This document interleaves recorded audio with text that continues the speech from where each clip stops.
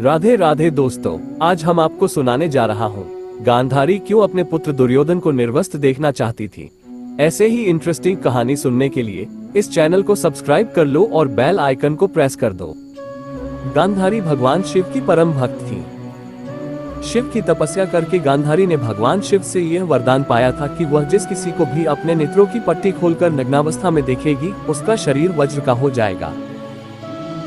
भीम से युद्ध से पहले ऐसे में गांधारी ने अपनी आंखों की पट्टी खोलकर दुर्योधन के शरीर को वज्र का करना चाहा, लेकिन कृष्ण के बहकावे के कारण दुर्योधन ने अपने गुप्तांग को पत्तों से छिपा लिया था, जिसके चलते उसके गुप्तांग और जांघें वज्र के समान नहीं बन पाए।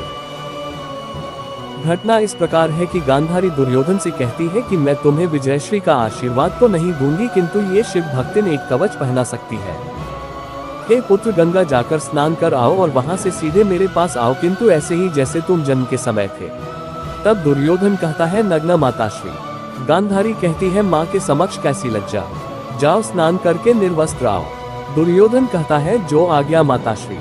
दुर्योधन के जाने के बाद श्री कृष्ण गांधारी के कक्ष में जाते हैं। गांधारी कहती है कि आओ देवकी नंदन, ये तो तुम्हें याद ही होगा कि 17 दिन पहले मैं 100 पुत्रों की माँ थी और अब केवल एक ही पुत्र की माँ हूँ। श्री कृष्ण हाथ जोड़कर कहते हैं कि हाँ माते, इन शवों में एक शव ऐसा भी है जिन्हें आप पहचान कर भी नहीं पहचानती है, और वह शव है ज्येष्ठ कौन्तेय का। तब गांधारी कहती है, क्या युधिष्ठिर का?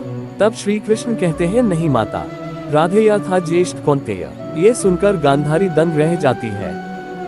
श्री कृष्ण कहते हैं, इसलिए ये मत सोचिए माता कि आपके पुत्रों की ओर से मेरी बुआ का कोई पुत्र युद्ध नहीं कर रहा था।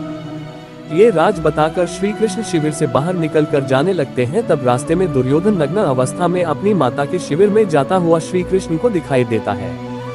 श्री कृष्ण हंसते हुए कहते हैं, युवराज दुर्योधन, आप और इस अवस्था में तुम अपने वस्त्र कहाँ भूल आए, और तुम्हारा मुंह तो माता गांधारी के शिविर की ओर है। ये सुनकर दुर्योधन सकपका जाता है। तब श्री कृष्ण कहते हैं, क्या तुम अपनी माता के पास इस दशा में जा रहे हो? तब दुर्योधन कहता है कि माताश्री का यही आदेश था। तब श्री कृष्ण कहते हैं, किंतु वो तुम्हारी माता है, उन्होंने अनेक बार तुम्हें गोदी में लिया होगा। तुम तो पुत्र हो, लेकिन अब एक वयस्क पुत्र हो, और कोई वयस्क अपनी माता के सामने पूर्ण नग्न नहीं जाता युवराज। भरतवंश की तो ये परंपरा नहीं है। फिर श्री कृष्ण हंसते हुए कहते हैं, किंतु तुमने तो भरतवंश की परंपरा का पालन करना कभी का छोड़ दिया। जाओ जाओ, माता को प्रतीक्षा नहीं करवाना चाहिए, जाओ। ये कहते हुए श्री हंसते हुए वहां से चले जाते हैं। तब दुर्योधन सोच में पड़ जाता है और फिर वह अपने गुप्तांगों पर केल के पत्ते लपेटकर माता गांधारी के समक्ष उपस्थित हो जाता है और कहता है कि मैं स्नान करके आ गया माताश्री।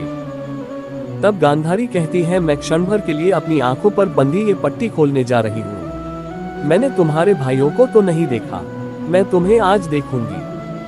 ऐसा कहकर गांधारी अपनी आंखों की पट्टी खोलकर दुर्योधन को देखती है तो उसकी आंखों से प्रकाश निकलकर दुर्योधन के शरीर पर गिरता है।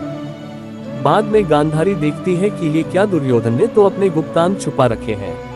तब वो कहती है, ये तुमने क्या किया पुत्र? तब दुर्योधन कहता है कि मैं आपके सामने नग्न कैसे आता माताश्री। तब गांधारी कहती है, किंतु मैंने तो तुम्हें यही आदेश दिया था। दुखी होकर वह पुनः अपनी आंखों की पट्टी बांध लेती है। फिर वह कहती है, तुम्हारे शरीर का वह भाग जिस पर मेरी दृष्टि पड़ी नहीं दुर्बल रह गया पुत्र, शरीर का शेष भाग वज्र का हो गया।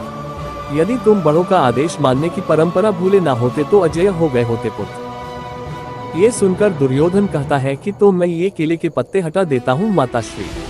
तब गांधारी कहती है कि मैं कोई मायावी नहीं हूँ, मैंने उस एक दृष्टि में अपनी भक्ति, अपना सतीत्व और अपनी ममता की सारी शक्ति मिला दी थी पुत्र। राधे राधे।